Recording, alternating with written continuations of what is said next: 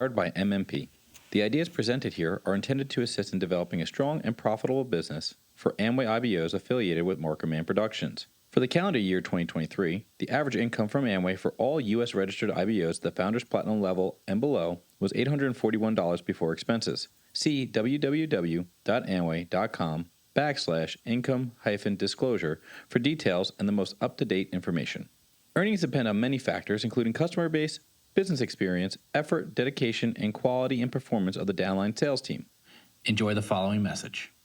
Hey, what's up, LLC team? This is Kyle and Lauren Wills. We live in Madison, Wisconsin, and build business together, obviously. And the topic that we really want to hit with all of you today is this idea of really positioning your life to win.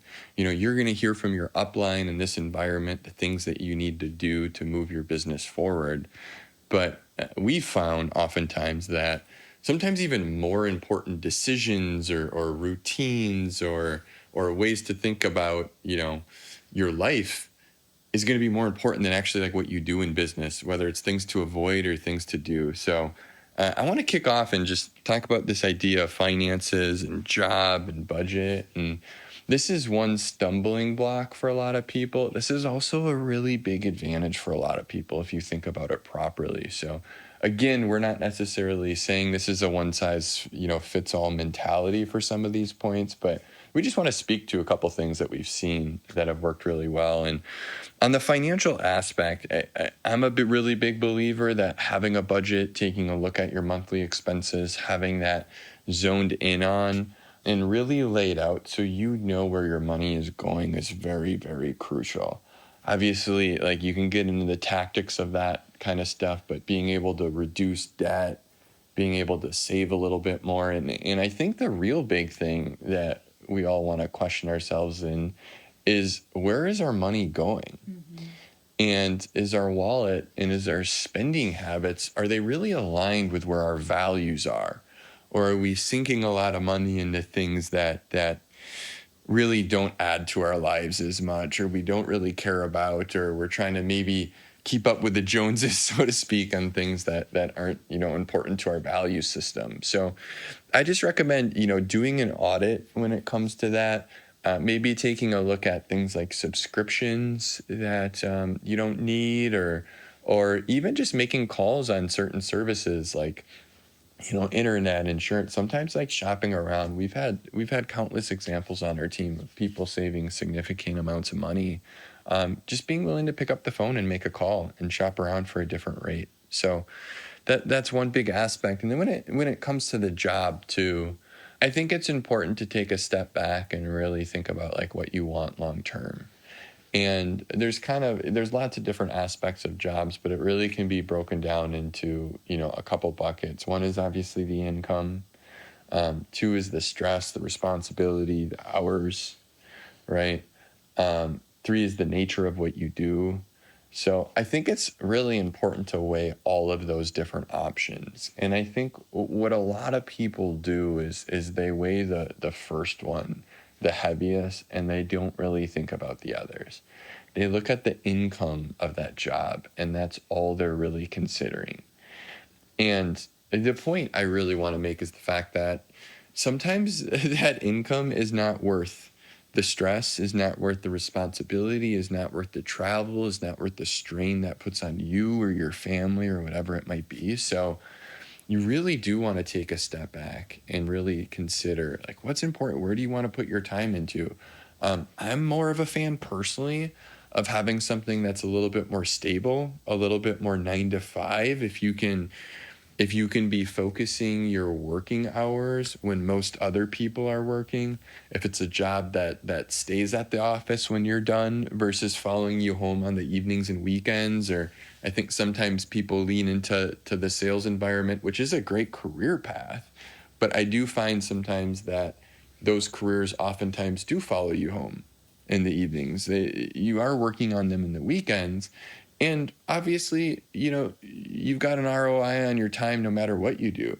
That's an ROI. There's an ROI on time you put into your job, and the fact that like you could be putting it towards your business, you could be putting it towards your family. I mean, any investment in anything means that you're automatically deciding to not do something else.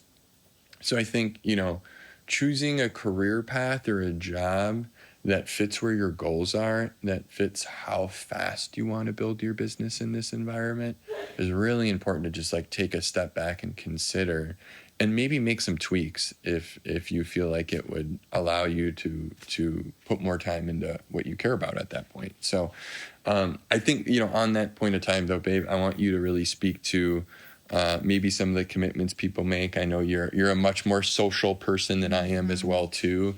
And as we've obviously seen in our experience too, that can be an advantage or something that takes away too. So if you want to speak to that a little bit more. Yeah, I mean, I think early on in my business journey, it was about understanding what's the difference between pleasure, the immediate gratification we get from things, and actual happiness, something that I'm really genuinely working towards. And there's just culturally so much hype around the quick fix. I'm going to do that tonight. It's going to be really fun. I'm going to get DoorDash. I'm going to get takeout. I'm going to go meet my friends at happy hour. Like, nothing wrong with any of those things, but are they fickle and then putting you in a position that's actually stressing you out? And I think a lot of the times those things are. So what I had to get really good about was actually learning how to say no. So big.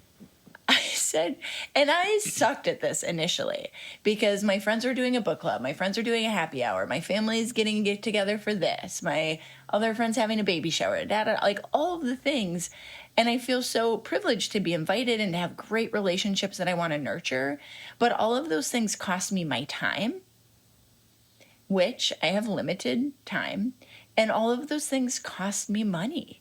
And when I was getting my business off the ground, I was paying off credit card debt, I was paying off student debt, and I made a very humble income. So I didn't have just cash to throw around at things. So the art of saying no is something you're going to have to learn if you're really positioning yourself to set up a foundation for growth. And it can be, even if you're somebody who gets invited to do a lot of social things, it's just as simple when your gut reaction might be like, yes, I'd love to do that. What I've learned how to exercise is, hey, appreciate you asking me. Let me get back to you. And it just gives me a chance personally in the next day or two to reflect, hey, is this something I want to use my time and money doing? Because anytime I say yes to those things, I'm indirectly saying no to time and money I can put into this environment. Mm-hmm.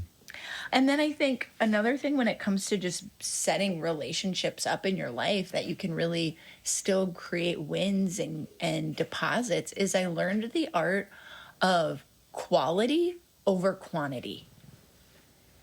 A lot of people spend time with people, they're on their phones, they're not paying attention. How many of you go to family events and everybody's sitting around watching TV and they're on their phone scrolling? Wow, what quality time you had with your family.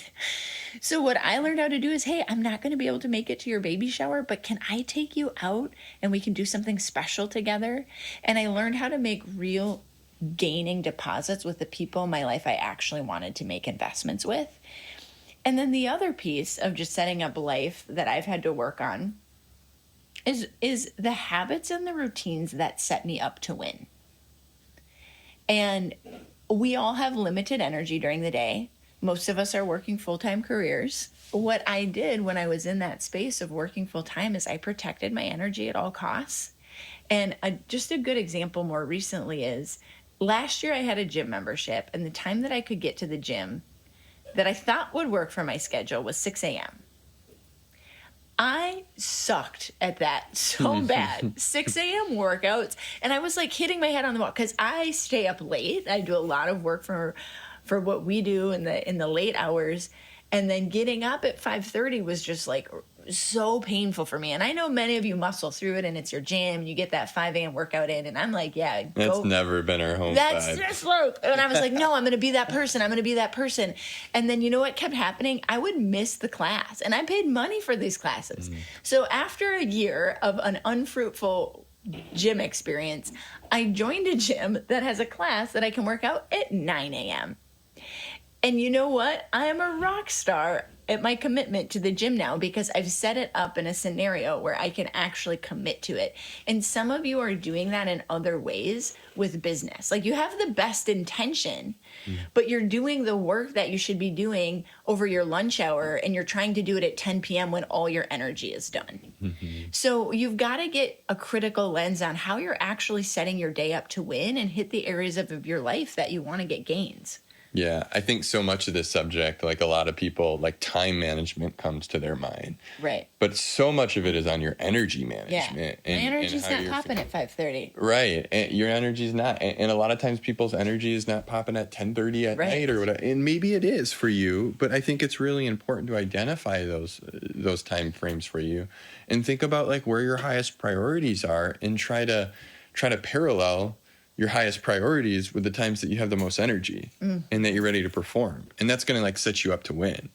I think on that same point, Lauren, when it comes to just like other commitments we have in our lives, listen, we want people to live full lives, right? But it's also at a point when you really want to succeed at a high level in anything in your career, in your health, in this business, you can't do everything. Right. Right. And I think while, health is something that we really hold true in our family, it's also, you're not going to see us at the gym for 2, 3, 4 hours in a day. Like some people are just like hanging out and it's not like efficient and productive work. It's amazing how productive a 30 or 40 minute high intensity workout can be. Oftentimes that can be more productive than a 2-hour workout, depending on like how you're tackling that. And I think that's the other thing. I'm using the example of working out, but that's something that you should maybe be looking at when you're analyzing your time and where it's going is, am I kind of, going at 50% in certain things where the durations are really dragging out and I'm not like really giving it my all and freeing up more time to build your business in this environment. The last thing I just really want to speak to when it comes to setting up your life is that, we all want to be leaders. And we want to be able to influence other individuals, but at the end of the day, it's silly to think that we're not influenced by our environment at all. Mm-hmm. And we are, And as people grow in their confidence and their ability to perform in skill set, they obviously can maybe control that environment themselves a little bit more. But for sure, when I was like a new business owner in this environment, like, I didn't have that skill set. When I launched my Amway business, I lived a block away from Camp Randall Stadium with 7 guys. That environment wasn't conducive for me to be productive. It wasn't conducive for me to run a business. It wasn't conducive for me to probably have the most healthy habits either, right? So I made the decision to move out of that house and in with other people that aligned more with my values. And we're succeeding and we're doing things that kind of paralleled what I was doing in this environment. And I think that's a really good analysis for everybody to take. Hey, who are you spending time with? What's your living situation like? Who are you around? What's the group of people that you're doing things with? And asking yourself, is this the environment that I really see myself growing in? And if it's not, like it might be kind of that gut check realization that you've got to change. And you don't have to change overnight, but it took me weeks or months in certain decisions like that. But I think having the willingness to change and move in another direction is really going to help folks out. So any last thoughts? Last thing is, if you want to go pro in any environment, in your corporate climb, in your business, in your health, in your whatever pursuit you're taking on, you just have to be a bit fanatical. Yeah. When you look at people that are Olympic athletes, you don't say, oh, it's so weird. They don't come to our family events because they're always in the gym practicing. You expect that of elite performers, that they're committed and they put other things aside so they can go after something that feels vitally important to them. And for Kyle and I, the results that we saw in this environment were what we were after. It was vitally important for us how we did dictate our life and set up our family goals. And And so not everybody understood that all the time, but we constantly leaned in to make decisions that were going to give us the foundation to build something, say no to some of the things that socially were the most normal things to do, because we just believed in what we could really create and the impact we could make here. It far outweighed some of those awkward conversations and things we said no to. 100%. Couldn't have said it better. This is a copyrighted program of The Collective, powered by Markham Man Productions, affiliated with Marconet Incorporated. Duplication of this program is strictly prohibited. While the techniques and approaches suggested have worked for others, no one can guarantee that these techniques and approaches will work for you. In addition, we want to emphasize that success in this business does not come without hard work, for existing IBOs only, not for use with prospects.